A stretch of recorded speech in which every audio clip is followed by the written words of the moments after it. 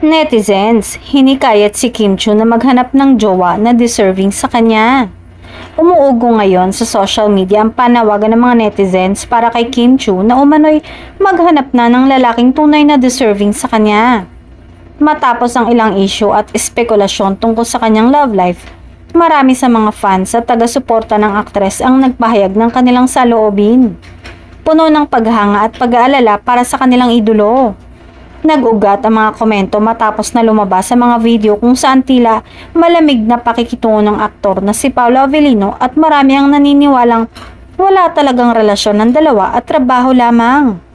Marami rin sa mga tagahanga ang humahanga sa kanyang resilience at positivity, bagay na matagal ng simbolo ng kanyang personalidad sa showbiz. Pero sa kanila, karapat-dapat daw si Kim sa isang lalaking marunong magpahalaga, magrespeto at magmahal ng totoo.